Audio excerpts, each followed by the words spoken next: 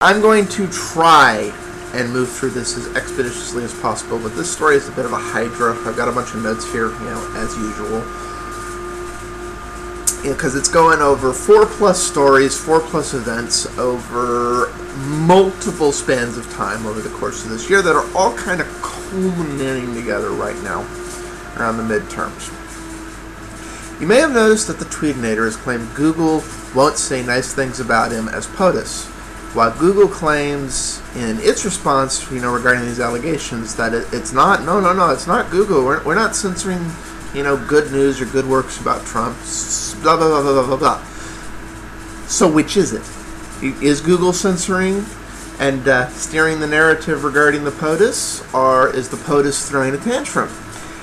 Well, the truth is this gets way more complex the second you take any time to dig into it whatsoever. This is emerging, this is over multiple stories, multiple events, and honestly, you kind of have to tie in a few things that have happened over the year to really kind of look at the whole picture of this. So, let's just kind of go around what this could be, what could be happening. It could easily be that because of what mainstream media is putting out about Trump is largely hate and fear, that the point of view as Google's algorithm sees it, which is trying to look for the most relevant, even if it is biased, and that's how Google's algorithm primarily at its heart curates search rankings. It goes, well, okay, A refers to B refers to C, and C and D refer to E, and blah, blah, blah, blah, blah, blah, blah, blah, blah, blah, blah, blah, blah, blah, blah. Therefore, blah is most relevant.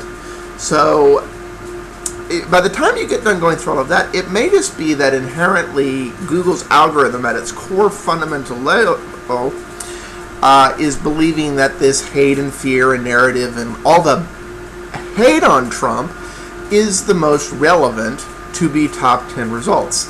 If that's the result, that is far less a bias on Google's part and more cause and effect of mainstream media, and just that by sheer disproportionate volume to fact-centric media, it's just that the bad stuff is the newsworthy headlines and therefore the top 10s. If it's kind of like the tree falling in a forest. If Trump does something good and nobody bothers to write 1,000 news stories about it, did it really happen?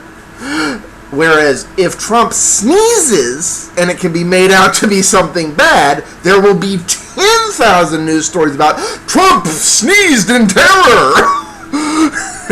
And that's what will be on the feed. This could also be the result, indirectly, and I'm going to basically single out Time here, because Time did a very well-researched and largely factual, but then they screwed it up at the end, story on the whole Russian trolls and Russian propaganda. This story very much acknowledged that this propaganda is about supporting division and even in some cases helping and funding left extremist movements. But when it came time to make a list on how to spot what a Russian troll was and was not, supporting left ideology didn't make the list, but pro-Trump did. It's basically, if you look at this list, it's comical in how it slants, because we all know in this day and age, if you're not anti-something, you're pro-it. So people would argue I'm pro-Kremlin because I'm indifferent to Russia. Pro-Trump content. Well, we started talking about politics lately here on the show that sucks, so as a result, we're talking about Trump because he is the POTUS of the United States. And I'm trying to kind of stay fact-based rather than jump onto anti-Trump or pro-Trump. But I'm sure many algorithms would consider this channel to have turned into a pro-Trump channel. Spelling mistakes, if you've ever read my comments, my descriptions, my titles, you know if Grammarly and spell-check don't catch it, I'm going to screw up on a spelling. And I was born here, but yeah, okay, I'm not a female account. Well, I might be non-binary. I'm very non-binary today. How dare you assume my pronoun? Not many followers. Well, I don't. I don't have many followers. I'm a relatively small channel. I don't tweet. Thank goodness. I'm not a tweetinator. I really don't tweet. This is tweeting alternative sources, but the reality is I try and find the facts, so at times we're referencing alternative sources here as of late. Oh, and of course, because we've gotten political, there is an obsession with certain topics and themes here. There's always been an obsession with certain topics and themes here. You know, it's what those topics and themes are, but this has always been a we're going to obsess on this channel. I point that out because according to that list, I am a 6 out of 8, 75% plus Russian troll, according to that list.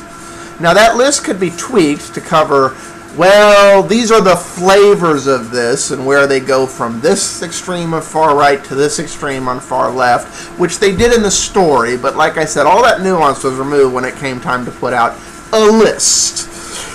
So I consider that borderline unethical reporting, personally. So, again, Google's algorithm may be favoring this lopsided way in which, you know, what the quote-unquote proverbial fake needs to be censored Russian bot news is, aka not hating Trump blindly translates to being fake, unworthy of ranking news. Now, as we said, this is a multi-headed hydra, so we got to tie all this together. What is very interesting is that this is all going on now, because a few weeks ago, you know, Facebook's head of cybersecurity invited dozens of companies, including Google, Microsoft, Snapchat, you know, and others. They basically gathered at Twitter's headquarters in San Francisco.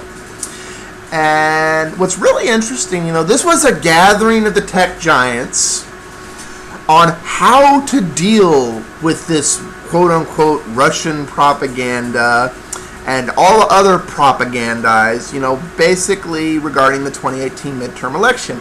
Basically, how are they going to coordinate their censorship to make sure the narrative is true?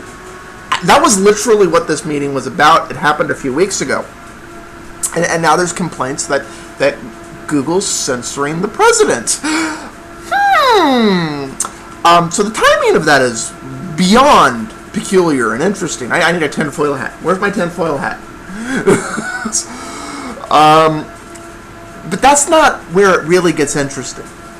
That's the one that's in the feeds right now because it's a recent meeting. What people forget is back in May, a similar gathering, which also included people from Homeland Security, took place. Because Homeland Security, as part of their designation, charter, and job, is concerned about this threat to our democracy in the United States and how foreign sovereign powers are basically influencing the thought of the voter. So this is beyond peculiar. What's really going on here? Because you know, you could play this, if you wanted to go all conspiracy theory, you could play this one of two ways. Either Trump, in true classic reality TV buffoon fashion, is hanging a neon flashing lantern intentionally on borderline unconstitutional coercion between certain segments of the U.S. government to control the social media narrative regarding U.S. elections. Or, if you wanted to also go conspiracy theory, you could make a case that he's trying to ramp up the paranoia and you basically get more control over what is and isn't censored. Because what could possibly go wrong if the head of the executive branch and or state legislator and or federal legislators in the United States were directly involved with deciding what is and is not propaganda? It's not like we have something called shall not oppress speech and print and oh wait, we kind of do. So yeah, that might be barring for getting support of the bulk of the people, because The real fact of the matter is, at this point, that this censorship and this curating of the narrative and the narrative and so forth, that's not even a point that's in dispute at this point. Both people on the right and the left fundamentally believe and agree this is going on, just by virtue of talking to people in a day-to-day life, because every so often you encounter that person who is just, hi, if only this thing that has already happened would happen, then my argument would be invalid. But my echo chamber didn't tell me it happened, because then my moral outrage would collapse on itself. And it's happening. You know, we're being curated, we're being found. You have to really stretch to get a whole picture thing these days. But when you dig into this, censorship, it becomes needlessly complex, and you're not really sure who is censoring what to go against who. All you do know is that as long as this crap is going on, and as long as this cat and mouse game of propaganda, because it might be propaganda, take down everybody commenting on the facts. Yeah, as long as that's going on, the only sources of information is choose a narrative and propaganda in and of itself. But it's the good propaganda. You know, it's just the propaganda that tells you how to think and how to vote and who you should hate. You see, if it's our propaganda, it's good. If it's their propaganda, it's bad. This is very simple. So that's where we are. That's what's going on. Hi, everyone. You made it to the end of the video. Congratulations. Almost no one does. At least that's what the analytics say here on YouTube. Since you made it this far, you might want to consider going one more click and expanding that description down there, and go ahead and clicking over to Patreon and become a patron and contributor. If not, you'll also find it over in the channel page. But hey, regardless, there's this like-dislike thing, so by all means, downvote if you think I should shut up, or upvote if you'd like to hear more. And if you really feel inclined to do, at least you can do a subscribe. But hey, it's up to you.